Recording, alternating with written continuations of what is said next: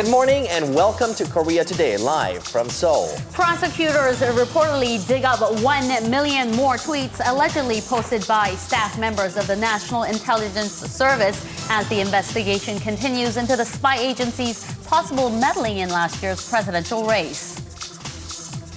President Park is likely to push ahead with the appointment of 2 key government positions. Details coming up in the headlines.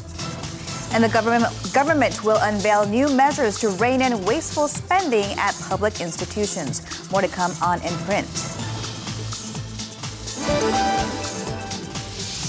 The Korea National Opera stages the internationally acclaimed Carmen for the 2nd year. On opening day, mezzo-soprano Kate Aldrich tells us about her role as Carmen. Tour around Korea's mega capital, Seoul, in search of some of its best dishes. Shemai Nikki visits a traditional market to check out some of Seoulites' favorite comfort foods and more on Thursday, November 21st, 2013. From Arirang News, this is Korea Today. And good to have you with us on this Thursday morning. You're watching Korea Today. If you're joining us from Korea and if you have kimchi on your breakfast table, here's a reason to feed it to your kids. All right, these are interesting findings. It seems the lactobacillus in the kimchi, it helps deviate the symptoms and lower the suffering from atopic dermatitis or eczema breakouts. Now, researchers at Samsung Medical Center as well as the Chungang University Hospital, they conducted a study on 80 children who suffer from atopic dermatitis and are under the age of 13. They did a study for about 12 weeks and they were given the lactobacillus in kimchi for the 12-week study. And the severity level index of the eczema breakouts, it dropped from 27.6 to 20.4. That's on average, so it's proven that it helps with atopy, as we call it in Korea. Kimchi is good for that. And the study was published in the Journal of Pediatric Allergy and Immunology. So make sure to make a lot of kimchi this kimchi making season and feed it and share it with your kids. All right, kids, enjoy that kimchi there. That's Next right. up are your headlines with Hwang Ji-hye.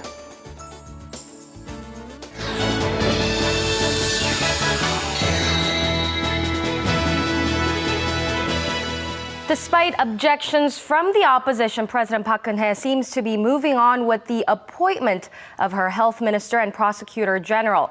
The presidential office said Wednesday that President Park has asked the National Assembly to send confirmation hearing reports on the nominees.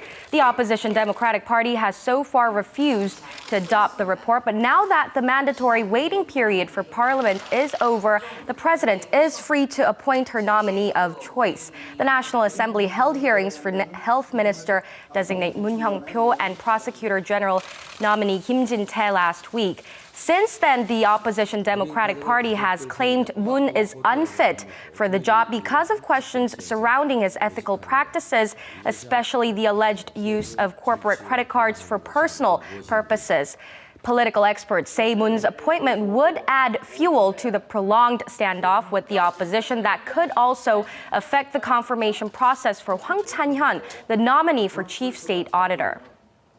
On the third day of the parliamentary interpellation session on Wednesday, opposition party lawmakers raised fresh allegations that the Defense Ministry was involved in last year's presidential election under the order of the state's spy agency. Representative Kim Kwang-jin of the main opposition Democratic Party cited a former cyber warfare official claiming that the Cyber Command reported its activities to the National Intelligence Service daily and even to the presidential office. Defense Minister Kim Kwang-jin refuted these claims while ruling party lawmakers urged the opposition to stop politicking over the Cyber Command. Ruling Saenuri Party lawmaker Yoo Ki-jun claimed that only a small portion of the messages posted on social media websites by cyber warfare officials were related to the presidential election, with some of them even being critical of the ruling party and the government. State prosecutors have confirmed the nation's spy agency sent an additional 1 million politically slanted tweets before last year's presidential election.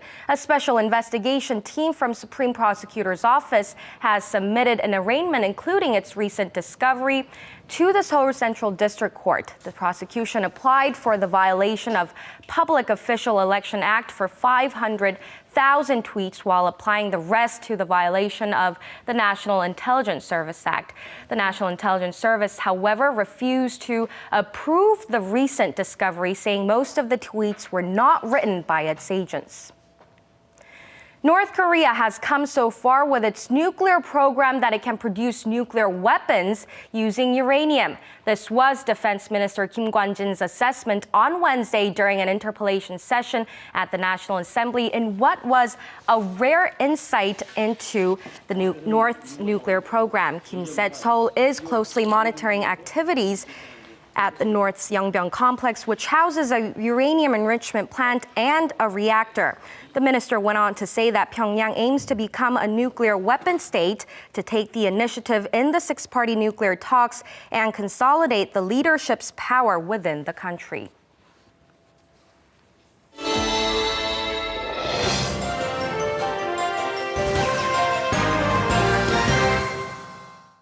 And good Thursday morning, everyone. Let's go ahead and begin with a look at our first newspaper, Gyeongyang-Shinmun, as we do have a number of articles to get through today. Its main headline reads, 1.2 million more NIS election meddling tweets discovered. And it is a story you just heard about in the headlines. The subheadline goes on to note that this figure, 1.2 million, is 20 times more than the number of election meddling tweets previously confirmed at some 55,000. And the article goes on to say that the impact of this announcement is expected to be sizable, both in the political realm and also on the ongoing trial of former NIS chief Won Se-hoon. We'll leave that story there for now and go on to Joseon-ilbo. Its headline reads, U.S. says Japan's right to collective self-defense is to include the Korean peninsula. And of course, collective self-defense, that revision would allow Japan to join in on overseas missions led by ally countries.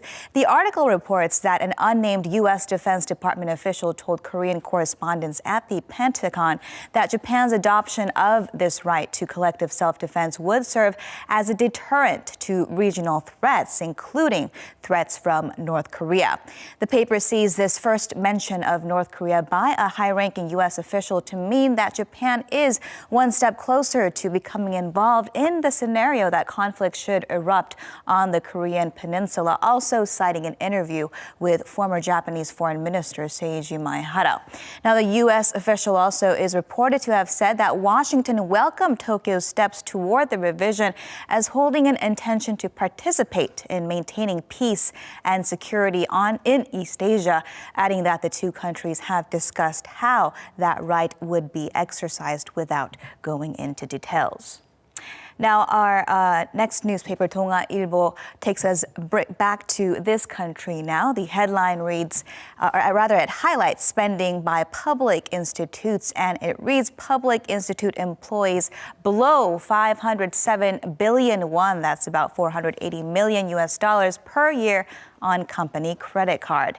The article is a breakdown of some of those spending numbers, and Donga-ilbo said it analyzed data obtained through 12 lawmakers from Saenuri and the Democratic Party, which covered company credit card spending of employees at 155 of the 295 public institutions here in Korea. The subheadline notes that 13 of those institutes had, on average, its employees spending over 10 million won, that's about 9,400 US dollars per person, while public welfare costs paid in cash came in at some $2,500.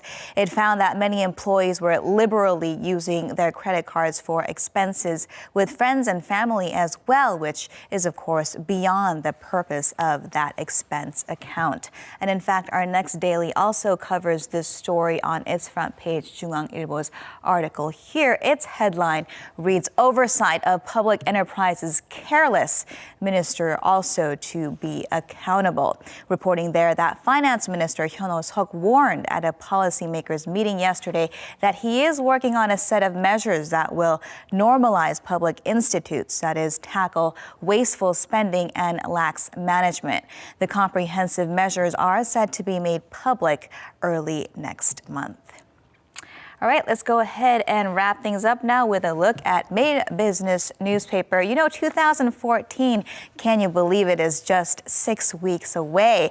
And the newspaper conducted a survey on the leaders of the top 30 conglomerates here in Korea, and the headline announces its finding.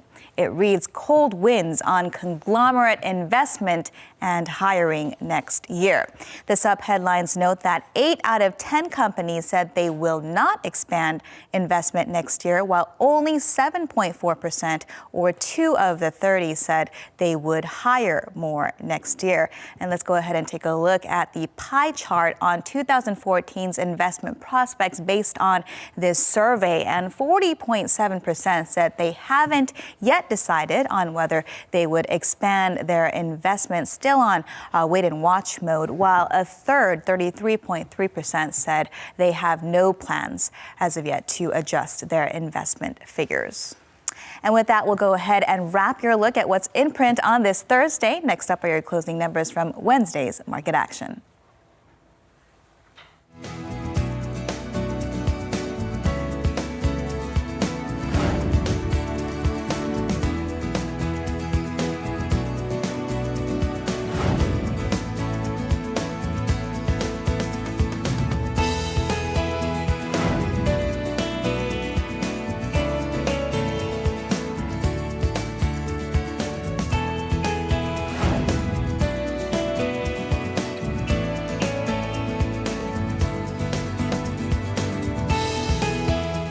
Cold winds on corporate investment, cold winds on Korea as well. It's going to be a cold day. Well, how cold is it going to be? We'll get a check on today's weather with Hee Dami. She joins us from the Yangcheon district. Good morning, Good Dami. morning to you. Good morning, everyone. Today I'm reporting live from Yangcheon-gu, Seoul. Now, on this Thursday morning, we're starting out with clear skies, but once again, very chilly conditions. Current temperatures are at negative 0.9 degrees Celsius. Now, with these pre-winter conditions, it really can tense up your shoulders due to the cold weather. But it looks like tomorrow afternoon, we can loosen them up just a bit because our mercury levels will be rising back up to the average seasonal temperatures. So hang in there for just one more day, and of course, make sure to dress warm. There are also dry advisories that are being issued over in Gangwon-do, Gyeongsang-do, Busan, and Daegu as well. So make sure to keep yourselves hydrated and be cautious of those forest fires. So with that said, let's go ahead and check the numbers for today. Seoul's highs will reach up to 8 degrees, Gangneung and Gwangju at 11, while Busan and Jeju will be the warmest at 13 degrees. Also, we are expecting some rain on Sunday, so keep that in mind while making plans for the weekend. I'll be back in just a few moments to introduce to you an ice skating rink. Brand power has become an important and influential element in measuring a country's competitiveness. And according to the Institute of Industrial Policy Studies, Korea ranked number 9 in the world in terms of its national brand power. And that's due to several Korean companies making it in the most influential companies, the 100 list there. Samsung Electronics, as well as Hyundai Motor and Kia Motors, are just to name a few, just some of the companies that are ranking high up on the list of the top 100. Now, for a look at some of these companies that are actually contributing to Korea in the global stage, we'll take a look at this next report.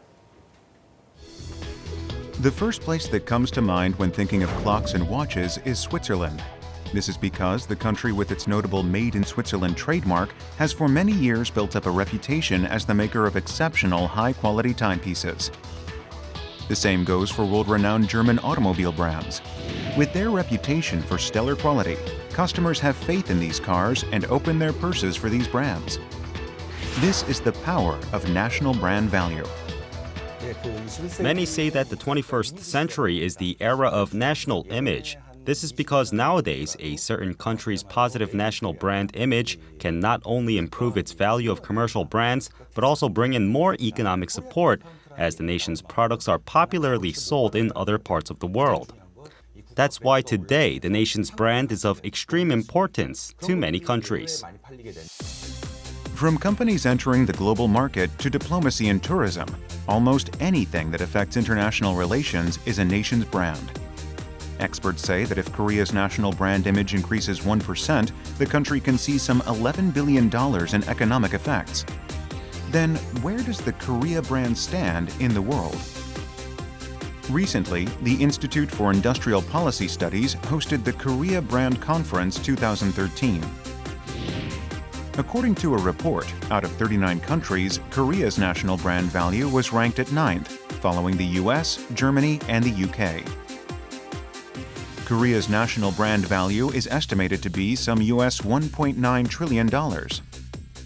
In 2013, the value of Korea's national brand amounted to $1.9 trillion US.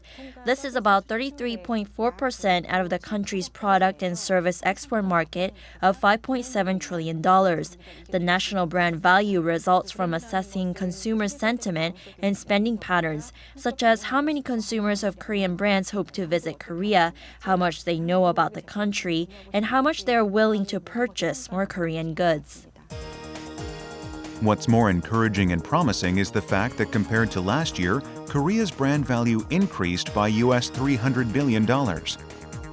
This is an amount that can be accrued by either exporting about 22 million cars or 720 million mobile phones overseas. The main reason behind this continuous increase in Korea's national brand value is due to the Korean wave, especially in the cultural and sports sectors. Korean figure skater Kim Yeon-ah has not only made this ice skating sport more popular in the country, but she has also greatly contributed to strengthening Korea's national brand. That's why every year, she has been chosen as one of the top Koreans who has helped in improving the nation's brand image. Also, singer Psy, who became a global K-pop sensation with his Gangnam-style song and horse riding dance, was chosen as the #1 contributor in raising Korea's national brand value. Besides sports and culture, Korea's big conglomerates, such as Samsung Electronics and Hyundai Motor, are also major players in building a more favorable national brand. 3 big Korean brands, Samsung Electronics, Hyundai Motor, and Kia Motors, made it onto the list of a recent Top 100 Best Global Brands report published by a brand consulting agency. What's more noteworthy is that Samsung Electronics, since entering the top 10 for the first time last year, jumped a notch to 9th place this year. Samsung Electronics brand value is at some US $39.6 billion, and this is a 20% increase from last year. And last Thursday, November 14th, Hyundai Motor was selected as the most valued automotive brand by US consumers. According to a U.S. car survey firm's 2013 Total Value Awards, Hyundai's Ecus, as well as 3 other cars, topped the list in their respective categories. Such an increase in brand value can also improve foreigners' awareness and desirability of Korea and Korean products. Consequently, according to a survey done by the Korea International Trade Association's Institute for International Trade, the perception of Korea and its image by foreigners turned out to be fairly positive. Out of the foreigners surveyed, 68.2% of them gave positive replies, meaning the majority of the respondents are pleased with Korea and its image. More specifically, not only is Samsung perceived as Korea's most representative brand, more people think of Korea when thinking of Samsung, proving this brand has become a crucial part of the country's national brand value. Because of this, when the brand value of Korean companies increases, the country's national brand value also improves. What's more noteworthy is this brand upgrade will ultimately contribute to boosting the country's creative economy in order to capture not only the wallets, but also the hearts of those in other countries. It is crucial to create new, innovative products and services, all the while establishing a stable and strong brand image. Instead of like in the past when quantity was regarded as more important in exporting made-in-Korea goods, I think it is important that we focus more on creating and sending out creative and innovative Korea-made products to establish a national brand that exports high-quality and premium-level items abroad. Korea is now known as a country that produces high-quality goods and transforms at an incredible pace.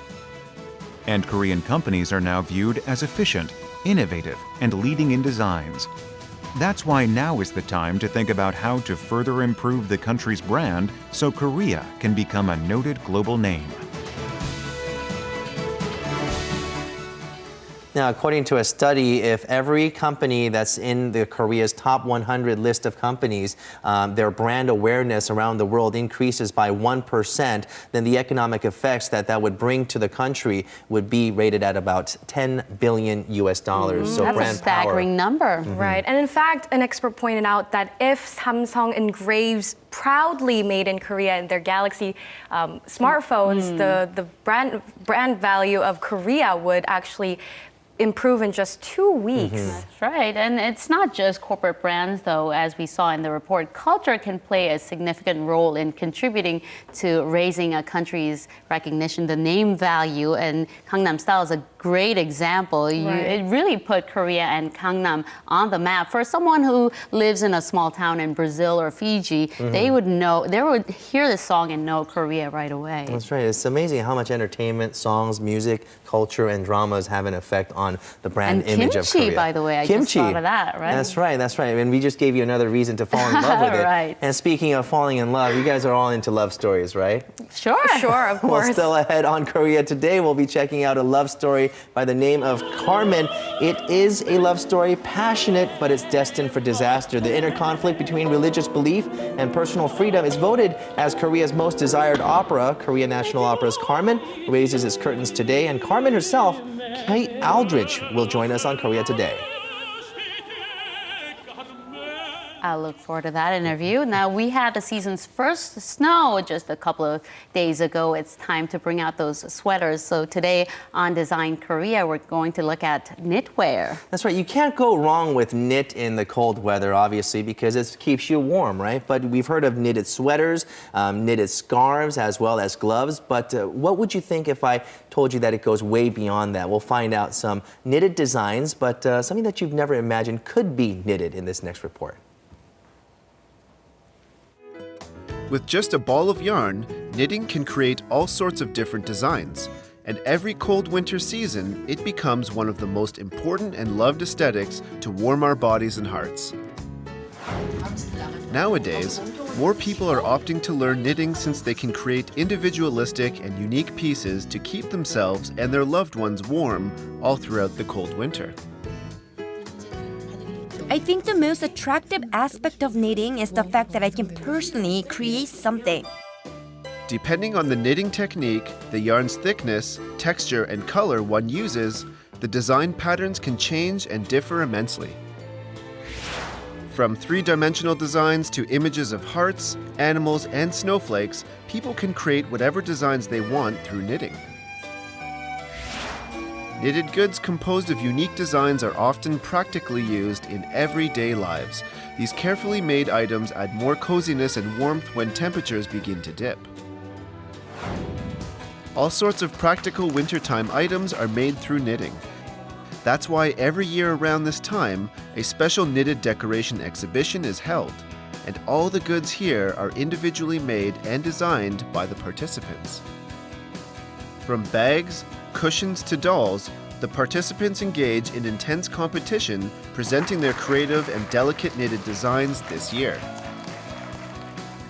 This year, the first place went to a series of owl-inspired knitting goods including a carpet, garbage disposal cover, and slippers. I think the biggest advantage of knitting is that anyone can create various designs just with a knitting needle and yarn. What other designs and items can be made through knitting? Knitting is done by creating regular stitches with a beautifully colored thread or yarn. And just with one simple yarn, people can make spectacular Christmas decorations. Knitting creates all kinds of diverse interior designs. And the shape, color, and styles all differ depending on the color and thickness of the yarn used to make the items. Especially as knitted lighting designs help create cozy illuminating effects, they are exceptionally popular during the winter season. Knitted clothing can become an admirable piece of art. Such knitted designs are not only wearable, but can also be displayed as interior decorations. Before, people who wanted to make one-of-a-kind fashion designs knitted, but nowadays more people have started knitting to make different home goods like cushions and small blankets. These unique knitted items are becoming extremely popular as they can't be bought off a rack or at other stores. Knitwear is the most often spotted work of design. From sweaters to dresses, different and unique knitted design clothing for adults and children have been loved by many over generations. As various designs can be easily created through knitting, it's also possible to make Korean-style clothes with it. The knitted Korean traditional dress hanbok immediately catches the eye. It's amazing to learn such intricate and traditional clothing can be made from knitting. What's more surprising is the fact that hanbok's classic, simple, yet sophisticated contours can be accentuated and recreated through knitting. It's amazing that hanboks can be made through knitting. I think hanbok's classic beauty is well accentuated. For example, it's obvious the characteristics of the sleeves curves and the skirt's width are well observed in this knitted hanbok. I'm very impressed to see that our current traditional clothes is well represented through knitted designs. There's another equally eye-catching knitted design work, and it's none other than a knitted wedding dress. It's unbelievable that a stunning wedding dress, perfect for the bride, can be made from knitting. I think a knitted wedding dress is more special to the bride since it's very unique and is the only one of its kind in the world. I really want to wear a knitted dress on my wedding day. From decorations to lace, everything is done with knitting. It's incredible to see that such detailed lace work has been done with knitting. The biggest advantage of a knitted wedding dress is that it's a one-of-a-kind design to make the bride feel extra special on her spectacular wedding day. It's definitely a beautiful, eye-catching dress that will make the bride stand out. This cold winter, knitted designs will undoubtedly keep us warm. So, how about trying out these colorful and special knitted goods yourself?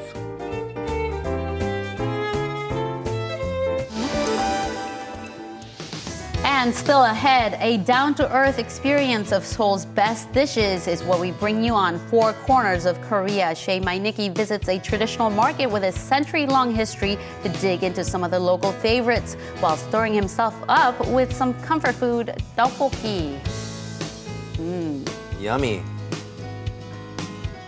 And he makes it look so good, Shay. Right. All right, we'll be hearing from him later on. But Lee Sang-hwa, the speed skater, has been making headlines, breaking several world records. And Korea has had quite a track record when it comes to short track as well. And our Dami will set a new record, I hope, on an ice rink. We sent her over to an ice rink in Mokdong. So let's go over to her and see what she's up to.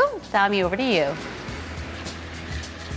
We'll have to see about that. I'm reporting live from a ice skating rink located in Yangcheon-gu, Seoul. It's none other than the Mokdong Ice Rink. Now, recently, just like Yang mentioned, national athlete Lee Sang-hwa did break the world record again at the Speed Skating World Cup 2013 Salt Lake City. Now, unfortunately, we don't have Lee Sang-hwa herself here this morning with us, but amongst us are these young athletes that are in training to make it onto the national team. So we have elementary students that are just here training in hopes of making it to the national team. But starting from the middle school and high schoolers, they are actually on, some of the members are actually on the reserve team to make it into the national team. So it's just amazing what I'm seeing right now, the training, just the precision is just so amazing. And just looking at them train so hard kind of makes me forget about how cold it really is in the actual ice rink. Now, short track skating is a very smooth yet thrilling sport, so you get the best of two worlds. Short track skating was accepted as an official sports category in the 1992 Winter Olympics held in Albertville, France.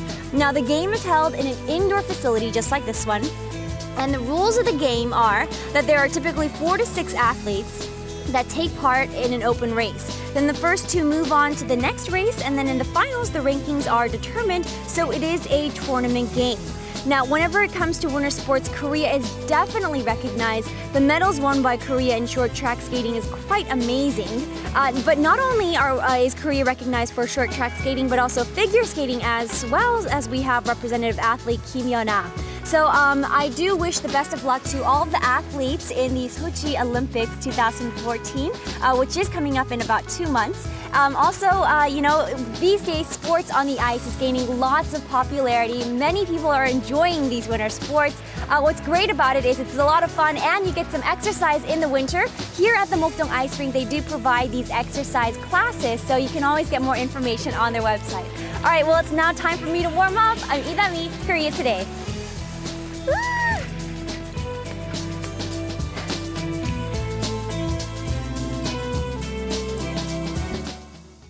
The Korea National Opera is to stage their rendition of the Bizet opera, Carmen. This is the second year that Carmen will be staged by the Korea National Opera, which sold out when it premiered last year. This particular one was selected as one of the most loved operas by Koreans when the company conducted a survey commemorating its 50th anniversary. Today, we're joined by the mezzo-soprano Kate Aldrich, who plays the leading role of Carmen. Good morning, and thank you for joining us. Good morning, thank you. Okay, so this is your second year with the Korea Opera. What is it like? Can you tell us your experience working for the second time with the company? It's a very warm company, very inviting. Everyone's been very hospitable, and the singers are excellent, actually. The chorus and the kids' chorus. In fact, the kids' chorus, I think, is one of the best I've ever heard. So everyone's very prepared. So it's been last year it was a very pleasant surprise coming into. Now, this year is the second year that you're performing Carmen with the Korea National Opera. Tell us some of the differences in this year's performance. Well, the cast is mostly entirely different. There are two small male roles that are the same. Otherwise, everyone's different, and me. I'm the same. But I think every time you have a new cast, it's going to be a completely different dynamic. What one tenor brings to the table versus another tenor is going to be completely different. It also depends on your physicality, how tall someone is, how large someone is. I mean, if you have a Don José that's really tall with a huge barrel chest, I mean, that can bring something really scary to the table. Whereas if you have someone small, that can also be scary in sort of a different, sort of maniacal way. I mean, there are just many different ways to go with it. So I think it's interesting to see how that sort of evolves from one cast to the next. And I think the audience will be surprised to see, the audience who went to see last year will be surprised to see how it differs this year. So, Kate, you've played many other leading roles in the past. What is the difference in playing Bizet's Carmen? Well, for one, the role that I was playing all last summer and last spring was Sesto in La Clemencia di Tito, which is essentially a 16 or 17-year-old boy. So that's quite different from Carmen, just in that sense. But I think what I love most about playing Carmen is that there's so... Well, I guess with every character this is the case, but there's so many different ways that you can dig in and find new aspects to the character, because she's, in a lot of ways, a really modern woman, much more so than, say, La Bohème, Mimi in La Bohème, which is sort of your traditional Italian opera female character. So it's fun because there are always new ways to look at it, and I think every time I do it, I would probably be really bored if I didn't try and find a new aspect each time I do this production. So I guess it's just being able to find new levels within her character, within her personality. Would you say that you share a lot in common with the character that you're playing? Yeah, I definitely share aspects with her. I mean, I'm not quite, I wish I could be quite as free as she is in a lot of ways. But, you know, I have a 2-year-old, so that changes it's a little things. more complicated to be free. But yeah, no, I definitely admire that in her, and I aspire to aspects of that for sure. So you've performed around the world in many different cities, some of the major ones. What would you say about the Seoul audience? They're very warm. And they're very sincerely warm, which is a nice thing. Sometimes you'll go to a theater which is very, the applause and the reaction is very, very excited. but it's a sort of the audience's desire to express their own personal something. Whereas here, I feel like there's a real desire to express a gratitude towards what's happening on stage, which I really appreciate it.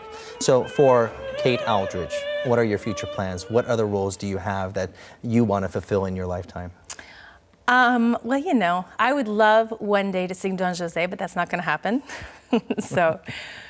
But yeah, one of my dream roles that I've been dying to do for years is Léonore in La Favorite. And I'm actually doing it for the first time in January at Opera Toulouse. And then down the road, I would like to get into some of the Verdi again. I think that would be fun, but I think not for another 3 to 5 years. But I think I'm doing some pretty great repertoire right now. I think I'm really lucky. Carmen, Rosenkavalier. I mean, these are all, Clemenza di Tito, these are all really meaty operas with really interesting roles. And I think I'm really lucky that I get to play them. All right, Kate, we wish you the best in the rest of your performance Thank of Bizet's Carmen and also in your future endeavors. Thank you for joining us. Thank you very much. Thank you for having me.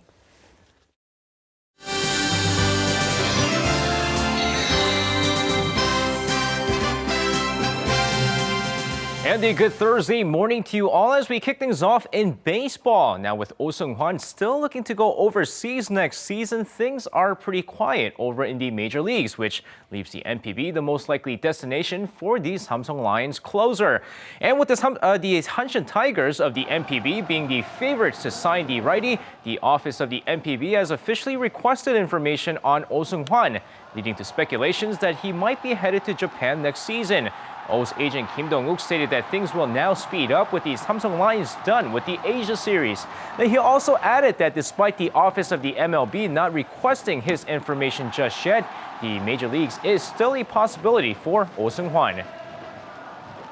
And now moving on to some midweek K-League Classic action as we had FC Seoul take on the Jeonbuk Hyundai Motors last night. So let's take a look at the highlights. Of course, with the match taking place at the Seoul World Cup Stadium, it didn't take long for the first goal to be scored as Dejan Damjanovic finds the back of the net in the 3rd minute. And quickly, it's 1-0 FC Seoul. Both sides very aggressive in the first half of the match, but the score remains that way going into the second half. But now 1 minute after the second half kicks off, it's Dejan once again, number 2 on the night, and it's 2-0 FC Seoul. Jeonbuk's defense not looking too good in the match, and this time it's Molina who sends one past the goalkeeper, and it's 3-0 FC Seoul. Fast forward to the 81st minute, look who it is once again, Dejan, a hat-trick on the night, and it's 4-0 FC Seoul. Meanwhile, Jeonbuk does get on the score sheet here thanks to Park Se-jik, but no matter, FC Seoul still crushes Jeonbuk 4-1, your final score. And now moving on to some Wednesday night KBL action as we had 2 games that took place last night. Now, Anyang KGC was able to beat Busan KT Sonic Boom in a rather close game, 71-65. So with that said, let's take a look at the Seoul SK Knights take on the Goyang Orions. Of course, going into the game, SK struggling from the field early on as the Goyang Orions take a 12-9 lead going into the second quarter. Second quarter, both teams pick up their shooting, but with Lance Goldburn putting up 12 points in the quarter, the Orions go into halftime with a 36-31 lead. Now second half starts and the Orions continue to run away with the game, taking a 7-point lead going into the fourth quarter, but here come the SK Knights with Aaron Haynes lighting it up with 13 points in the quarter as SK outscores the Orions 29-13 in the fourth to rally back to take this game 78-69. And now finishing things off in the V-League, an epic 5-set match over on the women's side as Korea Expressway upset the first-place IBK 3-2. So with that said, let's move on to the men's side as Russian Cash also looked to upset the Hyundai Capital Skywalkers. Going into the game here, first set, the Hyundai Capital Skywalkers looking too strong for Russian Cash as they dominate the first set, 25-15. Second set, Russian Cash stepping it up a bit, but Hyundai Capital Skywalkers still take the second set 25-21. Hyundai Capital trying to finish off the game early here as Liberman Algamez tear it up on the court with 25 attack points on the night, taking the third set 25-19 and a 3-0 victory. And that's going to wrap it up for me. This has been SJ. Have a great rest of the day and see you guys again for your sports needs. 멀리 그대가 보일 때면 난 가슴이 떨려 어김없이 어제 그제도 보았는데 설레는 내 맘이 이상해 그대와 손을 마주 잡고 So we've been sending our reporter Shay Nikki to all corners of Korea. So this week we decided to cut him some slack and have him stay right here in the capital. And he joins us this morning. Good morning. Good morning. You're welcome. Good morning. Yeah, thank you. Actually, I got to go to Seoul, a traditional marketplace. And what I think is really important is to really understand like a culture of a country is to go to the marketplace because you get to try out all their foods and really experience like their culture and how it tastes. So today we're going to check out my report of a Seoul traditional marketplace. So let's check it out. Seoul is a city where an average of 34,000 foreign tourists visit on a daily basis. It only takes 45 minutes to get from Incheon International Airport to Seoul Station when using the Airport Express train.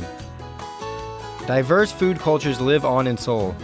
Especially intriguing are the local dishes sold in the traditional markets in the capital city that allow people to experience and taste all kinds of Korean dishes. This time, my journey starts in a traditional market located in the mid-district of Seoul, Janglo-gu. This is Gwangjang Market.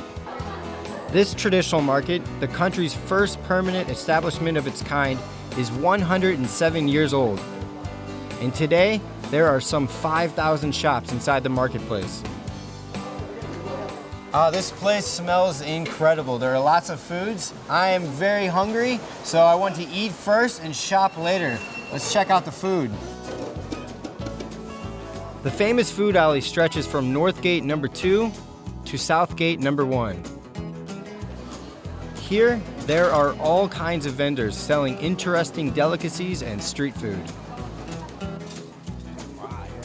But out of them, the bindae-tok or Korean mung bean pancake shops are one of the most popularly spotted ones. Bindae-tok is made from crushed mung beans, and for centuries it was a dish that was enjoyed by many, including the commoners. While the added ingredients might vary depending on the region, usually meat and various vegetables are added to the mung bean batter. I know that they just have mung beans, but what other ingredients are there inside? 녹두하고 야채. 야채? 야채하고요. 파, 김치. Kimchi? 이거 막 섞어놓은 거. The greasy bindae-tok is best served with soy sauce-soaked onions.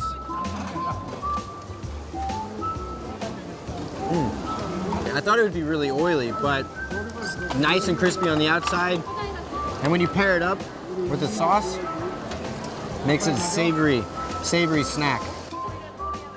Just like hamburgers goes hand in hand with Coke, bindae-tok must be enjoyed with makgeolli. Makgeolli is a traditional Korean rice wine made from fermented rice. Strong, sweet, and refreshing. The best 3 words to describe makgeolli. When you pair it up together with this, just perfect. Interestingly, the vendors here use motorized millstones instead of electric blenders to grind the mung beans. Why is that? 여기다 녹두를 갈면은 영양소가 파괴가 안 돼요. 그래가지고 맛이 더 좋고요. It looks like this highly nutritious and affordable dish will remain as one of the most beloved snacks to many for a very long time. There's another very famous specialty in Gwangjang Market. It's the mayak kimbap, or literally translated into drug kimbap.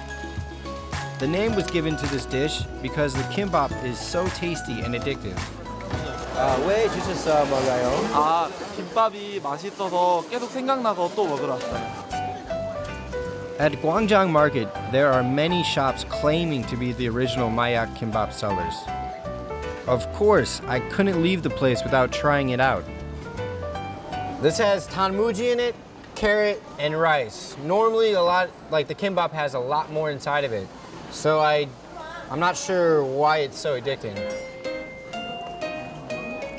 Maya kimbap tastes the best when dipped into this mustard sauce. Wow. With sauce makes it a lot more addicting because the sauce has a lot of horseradish and really clears out your nostrils. And in my opinion, tastes fantastic. Kimbap, in its humble form, was introduced about 40 years ago, but the tasty dish continues to capture the taste buds of many. Every day, an average of 40 to 50,000 people visit this two-story Gwangjang market. From food ingredients, clothing, fabric, beddings to hanbo, goods that are needed for Korean ceremonial occasions can all be bought here. What's even more fascinating is that this market was established with strong Korean pride during the Japanese occupational rule. Gwangjang Market was founded by Korean entrepreneurs in 1905 as an incorporated company when the Korea-Japan Treaty of 1905, also known as the Ulsa Treaty, was signed. It was a time when the Japanese government strengthened its innovative economic policies over the Korean peninsula. Now, I can understand why this market is still loved by so many. After passing 2 stops from Gwangjang Market's nearby Jonglo-Oga train station is a tourist information center. Here, visitors can get all sorts of information, as well as booklets and maps about touring Korea. Also, tourists can talk one-on-one with staff members fluent in 4 different languages, including English, to learn more about traveling in Korea. So I hear the Cheonggyecheon tour, the walking tour, is incredible. Do you guys have a map that I can look at? Oh, sure, yeah. The scenery is right. Thanks to the tour guide, I was able to easily locate the Cheonggyecheon stream. Cheonggyecheon stream is a watercourse flowing through the metropolitan Seoul. This stream, joined by other small waterways in Seoul, then makes its way to the Han River. When you're traveling around Cheonggyecheon, be sure to download the Seoul Walking Tour application. The Seoul Walking Tour app is an audio application that offers detailed historical and cultural information on the Cheonggyecheon stream area.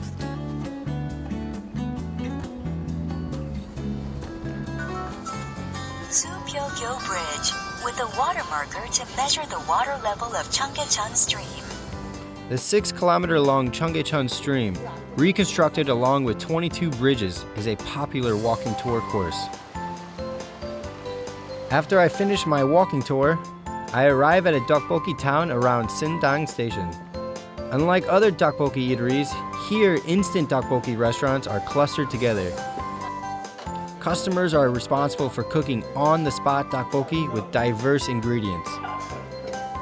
We have a pretty hearty dish here. We have omuk, assortment of vegetables, ramyeon, egg, mandu. Buried inside we have some gochujang, dak, which is made with flour and rice. Tteokbokki made with red pepper paste was first introduced here in Sindandong. Historically, tteokbokki was a royal dish made with soy sauce. But starting in the 1970s, the restaurants here opened up for customers to make their own instant tteokbokki using red paper paste. What's incredible about this jigsaw tteokbokki is that it's the first of its kind. There's also lots of other tteokbokkis that you can find on the street and in many different restaurants. It's important that people eat the instant noodles first so they don't become soggy. After that, all you have to do is lower the heat and enjoy the rest of the delicious dish.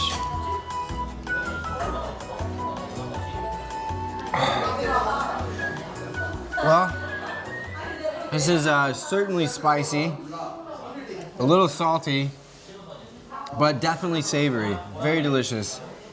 These eggs in here are very important because they actually alleviate the spiciness, so kind of cools everything down. Tteokbokki is dubbed Korea's soul food as everyone enjoys the dish. And I think tteokbokki's unique and stimulating taste is a lot like Seoul.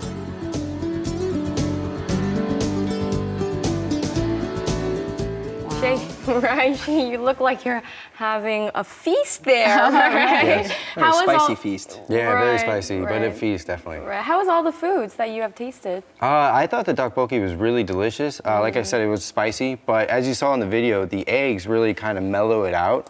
So when you eat the egg after you eat all the spiciness, it's really good.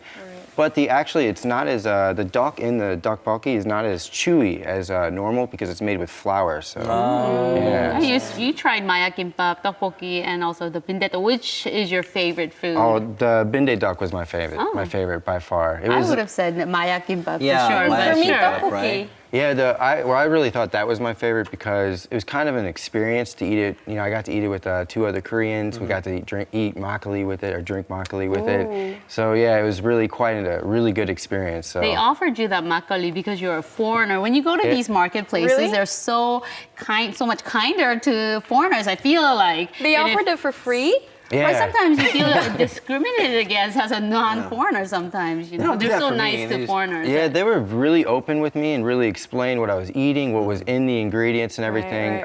It actually explained history with it too. So when you go there, it's very open, very welcome, and really it's just a great experience, like very welcoming. And it has to be an experience going to the traditional marketplace as well. It really has the variety of everything that you can find in Korean food. But it is located in the center of Seoul, which means that parking might be difficult. Can you tell us about that? Yeah, it is, like you said, in the middle of Seoul, so parking is a little different. But there is an actual underground parking area that you can go to, so that is very convenient for people that are driving there. Yeah, so. it used to be a lot harder, but now they have all these facilities to accommodate. Yeah, and the facilities there are very nice too. They're modern and clean, so yeah. And you are relying on this application, a mobile application, to navigate through the capital. Tell us about that. I think it's really convenient. Like I used it while I was on my trips, and it's really easy to download. You go to your phone, application, Seoul walking tour, and you could really find out a lot of good information. So yeah. Okay. I should get one downloaded. I don't I'm not think we an know expert about on Seoul, this so capital. I know much, exactly, right? We have a lot to it's learn. really funny. Even Seoulites and people that's lived here for years, they don't get to experience the things that you get to experience. I Kate. know, exactly. Yeah, I know. I really enjoy this. But You have a good job. And so do we, because you get to introduce this stuff, right? So those are some of the places that you might want to check out. The tteokbokki that we had, that Shay had, was a little bit different from the regular street tteokbokki. We call this one the chuksuk tteokbokki. I could have some tokbokki right now. That's why it was kind of brownish, right? Yeah, the color's a little bit different, a little bit less spicy and too. a lot more stuff inside. Jay, thank you for this report. No problem. All right, that brings us to the end of our Thursday edition of Korea Today. All right, which means, I always say this every Thursday, but which means tomorrow's Friday. Friday. Already. Yep. Time flies when you're having fun. We'll see you back here tomorrow at 7 a.m. Thank you for watching. See you tomorrow. Bye-bye.